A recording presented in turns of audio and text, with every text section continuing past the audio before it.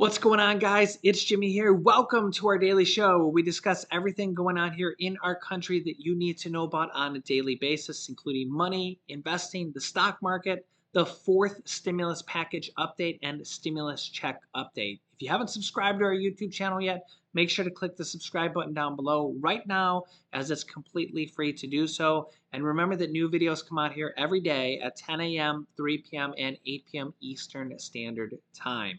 Also, thanks so much for hitting the like button for us down below. We got a lot to talk about here today.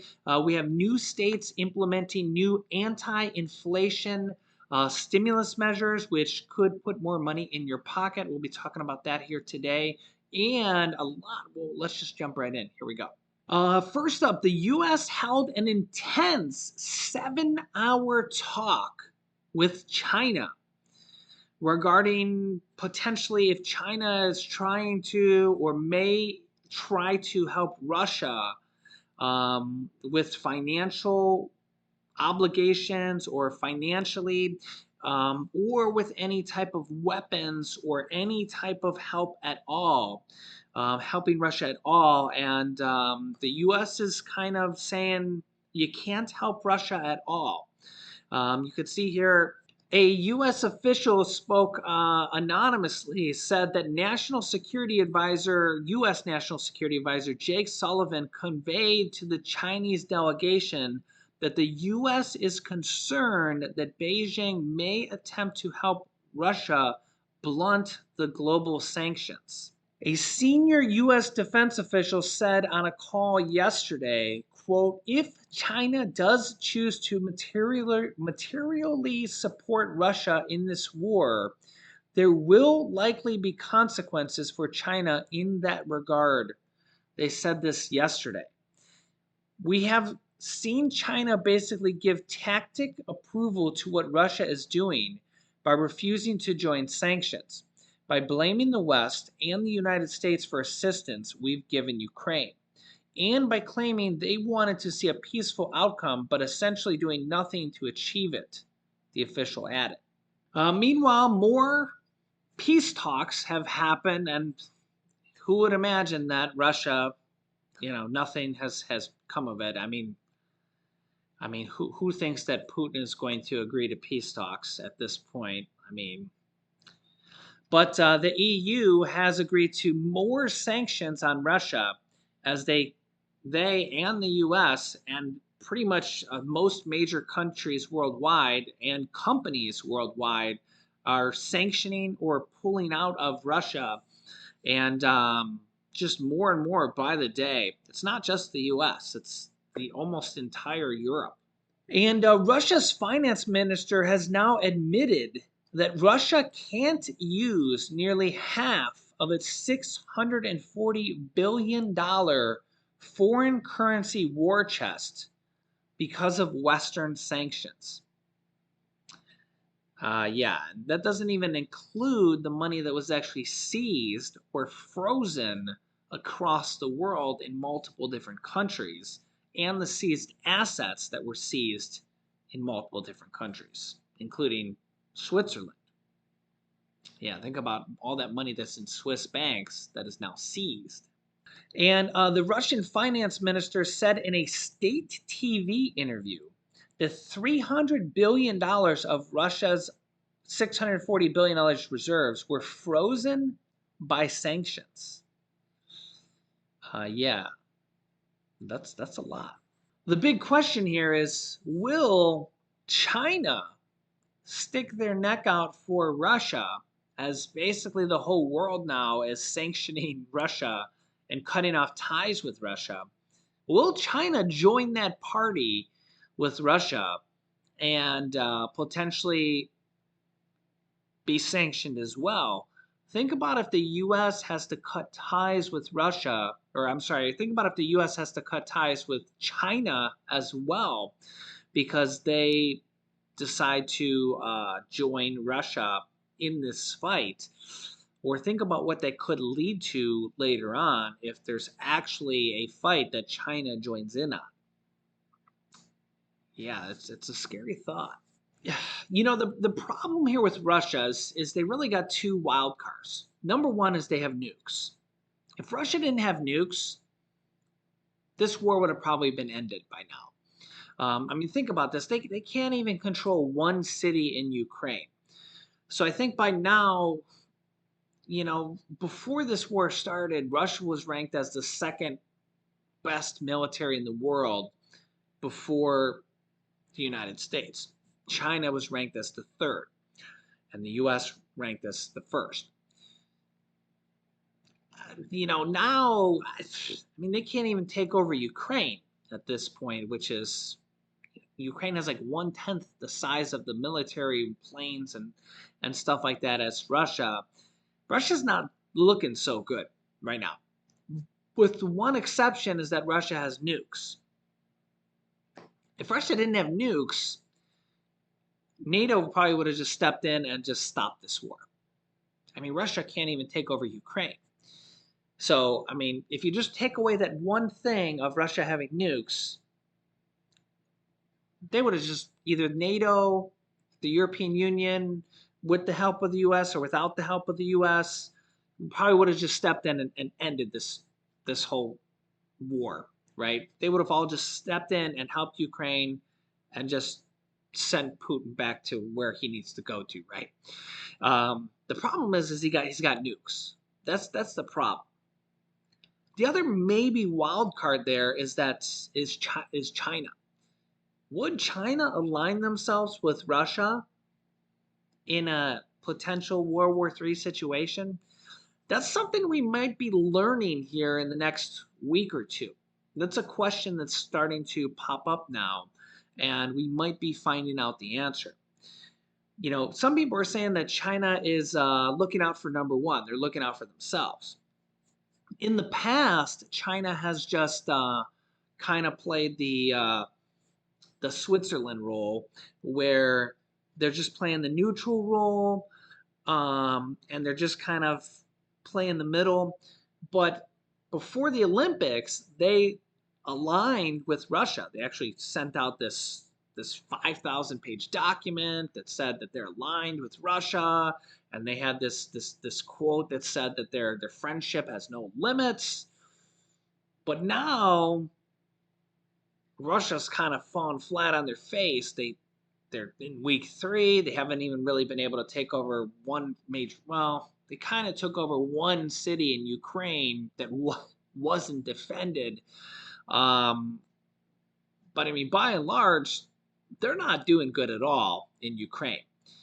Does China want to align with that? And then basically every other country in the world, for the most part, is against Russia. I mean, look at what happened to their dollar. Look at what happened in their stock market. Look at what's happened to their economy.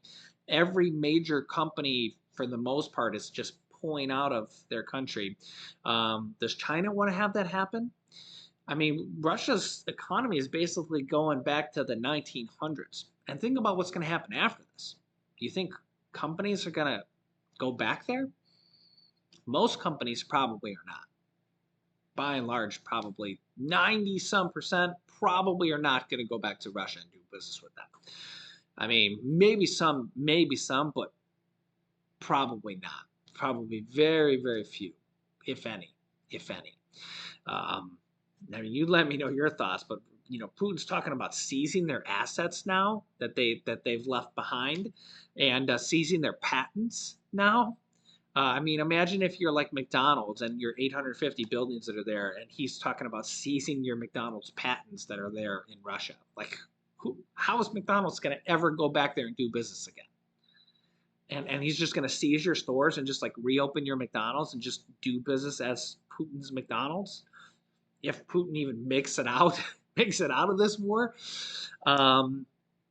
Yes, this is the whole problem here. Do you think China wants to align with this? I know, like before the war, maybe they're like, oh yeah, we're friends, but now they see how Russia's actually doing in this war. That's now maybe a different story, right? And they kind of see how the whole world is reacting to Russia. Kind of makes you wonder, do you think China wants to align with that? Do you think China wants to be sanctioned and have the whole world not want to do any business with China? and Russia can't even, I mean, Russia's not winning here. I mean, let's be honest here. I just don't see it. I just don't think that China wants to do that. So, I mean, we're gonna find out here. We're gonna see if China just says if they just play quiet, or if they come out and give us some answers here, maybe this week. It'll be interesting to see. You can let me know your thoughts here in the comments. But yeah, and remember, the longer this goes on, like I said, this it's not good for anybody. It's not good for anybody here at home. It's not good for anybody over there in Europe, in Ukraine, or in Russia. No, there's no winners in this. There's no winners in this. So the sooner we can end this, really, the better. I mean, nobody wants this to happen. Um, and I was talking to my brother the other day. He was in the army, and he started to say, well, back in World War II, that kind of brought our economy up, and I said, I don't think this time around, if we went to war, I think it's different this time around. I don't see it this time around. It's just like, for example, like, we're sending weapons over there and stuff. We're like losing money doing that. I don't think that's, I mean, for the few companies that are like producing that stuff, maybe they're making a little bit of money, but like nobody else is making money here. Right? Like, if anything, the country's losing money paying for that stuff. Like, the average everyday person's not making money. Like, nobody's making money here, right? I mean, I don't see the country as a whole making money here. Maybe there's a few defense contractors that are making some money, but I don't see anybody else making any money. I don't see the country like this being good for the country economically. I just don't see it, And I get the whole argument that like World War II and World War I, it kind of took us out of a depression, from the 30s, the Great Depression. It kind of took us out of that, but I just don't see that argument here, um, with the whole Russia Ukraine thing. I mean, you can let me know your thoughts in the comments there. I think it's just different this time around. And again, we're not really included in this war yet. But that's how World War II started. Remember that, when, over there with Hitler, and when he was going on there, we didn't jump in that war right away either. Remember, we didn't jump in that for quite a long time. Same thing happened. U.S. didn't want to jump in it, but eventually, we had to. Eventually, it's just we just couldn't watch that go on forever. Uh, I mean, when you think about Hitler and just when you look at the similarities, Hitler and Putin, it's strikingly similar when you kind of look at some of the things. I mean, of course, it's not exactly the same, but there are some similarities there. Um, and I get they're not exactly the same, but it's just kind of like when you look at Putin wants to take over one country and then take over the next and then take over the next and then take over the next. And that's kind of what he's doing. He took over Crimea, now he wants to take over Ukraine, and then he wants to take over Moldova. And when you look at what he's doing, he's just bombing, hospitals and maternity wards, and no regard for anybody, just straight up lies. Oh, we didn't bomb that hospital. Oh, we didn't. We're not bombing anybody. It's just like you can't even just. It's just completely like, how do you stop somebody like that? At some point, I think at some point the world's going to say we have to stop this guy, unless they can economically cripple him. And that's why I think right now the whole world is just sending supplies to Ukraine, hoping that it'll work, and hoping the financial sanctions and the supplies might do enough. But I mean, you can let me know your thoughts if it'll be enough. And meanwhile, the whole world is also dealing with financial economic fallout. The U.S., inflation, inflation all over the world, gas prices all over the world, food prices all over the world, and we're seeing they're trying to help here at home. In fact, here's some more right now. You can see here just yesterday, Mississippi weighs suspending the state gas tax for 6 months. For 6 months. That's a lot. That's a lot. Check this out here. Mississippi Lieutenant Governor Delbert Hausman, a Republican, announced on Monday that he and other lawmakers would work to suspend the state's gasoline tax for 6 months as prices skyrocket. Mississippi's on current tax on gas, which goes to the state's Department of Transportation, currently is 18.4 cents per gallon. But Hosmans proposes giving the department $215 million from a capital expense fund to make up for the temporary loss, according to the Associated Press. He says, we can do that because we're having a very good year in Mississippi. Republican leaders, including State House Speaker Philip Gunn and Governor Tate Reeves, have also said that they want to phase out the state's income tax. So if they phase out the state's income tax, that could be very significant as well. Reeves has even voiced a willingness to call a special legislation session about the matter if the House and Senate reach an impasse on the issue. Republicans control the state House and Senate in Mississippi, though leaders of each chamber disagree about potentially reducing and eliminating income taxes in Mississippi. So Republicans control the state House and the Senate, so they might be able to pass this completely on their own. It'll be interesting to see that. Yeah, so Mississippi considering suspending the state gas tax for 6 months and the state income tax. So that could be a double. Again, it's not a stimulus check, but it kind of is because it puts money in your pocket every time you go to fill up gas, and the state income tax could also be basically gone away. Gone away.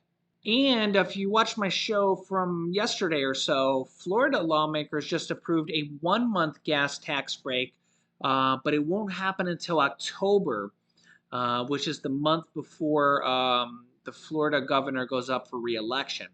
So that's only a 1 month gas tax break. Mississippi is proposing a 6 month gas tax break and potentially an income tax break, or potentially even a permanent one. So we have a lot of different states doing this type of stuff here.